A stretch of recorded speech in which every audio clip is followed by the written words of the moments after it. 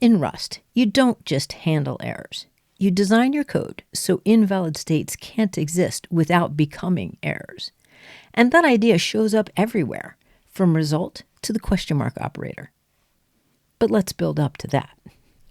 Let's say that we're building a game that has a command line interface, and one command is a spawn command. It takes 3 space-separated tokens. The first is the type of NPC to spawn, and the second and third are integer x and y coordinates. I want to build a function that parses that command, maybe something like this. However, I can't trust the people who call this function. What happens if they don't build that string properly? In Rust, we don't ignore bad data. We turn it into errors and make those errors part of our type system. When there's a chance that it won't be able to do what is required, we call that code fallible. Rust gives us a type that allows us to report that something failed. For our spawn command, for example, our function really should be declared like this. By returning that result, we're saying that we'll either give you the spawn command you expect, or we'll give you some sort of error. More about that in a minute. That result is an enum that looks like this.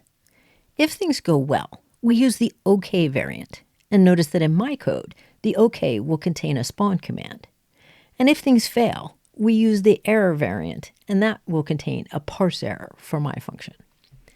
So my function declaration is promising that if I can't parse the string, I'll report exactly what went wrong. That feels a little redundant with option. Here's the difference. In general, we use option when the value might be absent, and that's an expected situation. We use result for when we want to report what went wrong, and that information can be used to either handle the situation or report it to a user. So let's start with a test that describes the behavior that we expect. It looks like this. Now that parse spawn function that we're working on can fail a couple of ways. So let's start with something simpler. Let's just get an integer from a string. I'm calling the parse function that string gives us, but that's a little tricky. They've built parse so that it can be used to get a lot of different types out of a string. Anything that implements the from string trait. But that's a whole different video I should make. I'm using the turbofish operator to tell it that I want it to parse the string into a U32. That makes parse return a result whose OK type is U32 and whose error type is parseInt error. We can match these types specifically where the OK case handles that the parse works and the error case manages the error. In this case, it just reports it to the user. Now, let's put that code into a function that returns a result, but has to do something with the int in the string. I made the return type of my function be the same as the return type of parse. This function declaration clearly says that we know something might go wrong and describes how we will report it. That's a clear API. This matches the result and destructures it to get either a value or the error. If the parse worked, X will have the U32 from the string. If it doesn't, I just return the error. In the end, when I'm finished, I return X wrapped in the OK. That works, but there's a lot of boilerplate code. We really don't want to have to match every time there's something that returns a result. We can clean that up by using the question mark operator. The question mark says, if the parse worked, give me the value inside the OK. That's what will be stored into X. If it didn't work, return the error result that it gave us. Essentially, that question mark is syntactic sugar for the match that we had in the previous code. Then I can do whatever I want with X, and in the end, return OK, wrapping that value. Sometimes we don't need all this error handling code. When something returns a result to you, you can just unwrap it.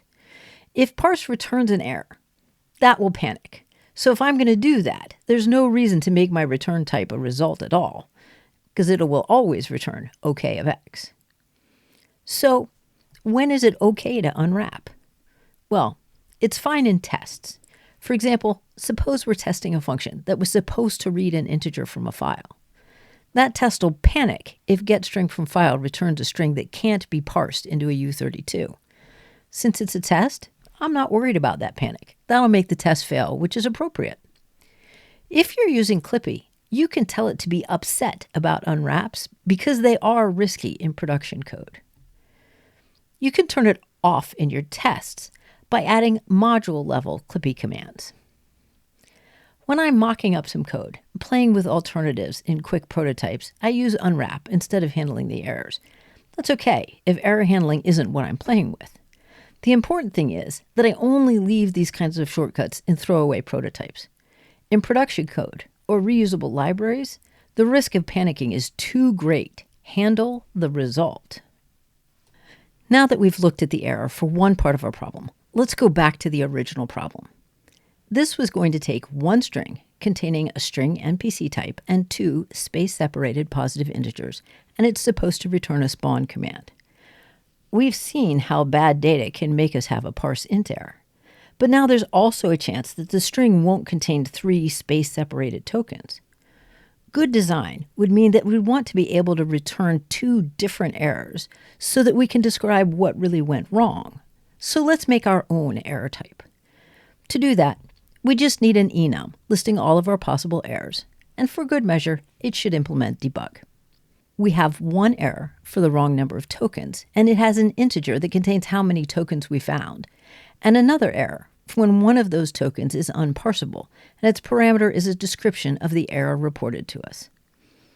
This requires two things: tokenize the string, and return an error if there aren't three tokens, and then parse the two integer tokens.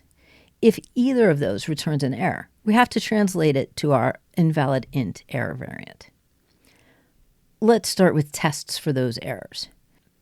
Notice how we used Rust's matches macro in our tests instead of comparing the error strings.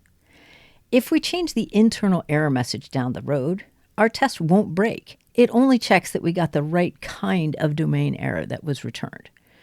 Keep watching. That's actually a bit of a code smell. I'll fix it soon. Here's our implementation, and it works, but it's a lot of boilerplate code.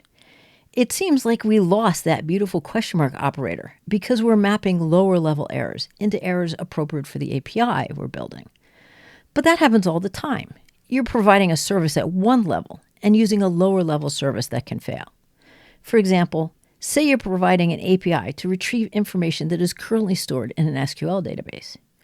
You don't want to report an SQL exception to your caller because that tightly couples your interface with a specific implementation. If you later wanted to change to a Postgres database, you'd have to change your external API. Yuck. So we need a way to cleanly translate errors from one level of the system to another. And that question mark is the key to making that work. Let's look at the error we get if we put that question mark on our parse calls back. It's giving us a type mismatch between parse error, which is what our function signature says we'll return, and the parse int error that we're getting from parse. So we just need a way to make that translation. As with most translations in Rust, we can do that by implementing the from trait for our type. I don't want it to infer from is okay, just because parse spawn from works. Here's my test for that translation. Again, I'm ignoring the data inside the error enum. Yes, I'll fix that soon. I can make that test pass by building this from implementation. It's just a little translator that takes a parse int error and returns a parse error. See how that code looks a lot like the conversion that we had hand-coded before? The compiler knows that we want to return a parse error, and that parse is giving us a parse int error. So it will embed the code to make the translation as part of the code for the question mark. With that, our function compiles and makes all the necessary conversions. There's still two things we can improve in this example. There are two big code smells here. First, remember that code smell in our tests where we were ignoring the error message? The toString in our from implementation is going to make us lose a lot of context. It's much better to make our error enum variant hold the original error instead of its toString. In Rust, this is called error chaining and is considered idiomatic. It lets people see what the error meant at this level, but it also lets them walk down the chain to see increasingly lower level causes of that error. Our enum variants aren't at the same level of abstraction as our API. They don't care about tokens. Let's make that variant malformed command and give them the string that we have. Also, those integers are coordinates to the people calling us, so the error should reflect that. Let's make it invalid coordinate. That way, if later we allow real numbers, we shouldn't have to change the name of our error variant. Now, there are just two more things we need to do to make our enum a good error enum. First, we need to implement display. We already had it derive debug, but that isn't a good human-readable output. When someone prints out or logs an error, we'd like it to have a human-readable format. Here's my tests and my implementation. Second, it needs to implement error. That lets it behave nicely in the error handling ecosystem, like the standard error logging crates, error chaining, and crates like anyhow, which we'll talk about soon. For now, an empty impl block is all we need. Now that we know what an error enum needs, we can automate some of that. Turning enums into errors by implementing display and error is so common that there's a crate called thiserror that will derive those functions for us. Adding derive error gives us the error implementation, and we can annotate each variant with its display message so that we don't have to implement display. We can even get our from implementation like this. We'll do more with this in the next video. In Rust, errors aren't accidents. They're part of the design. Rust doesn't eliminate failure. It makes failure explicit, structured, and easy to propagate. And that's why result and the question mark operator show up everywhere in Rust code. In the next video, we'll learn more about error chaining with source implementations, translation between error types using map error, and how options and results can work together.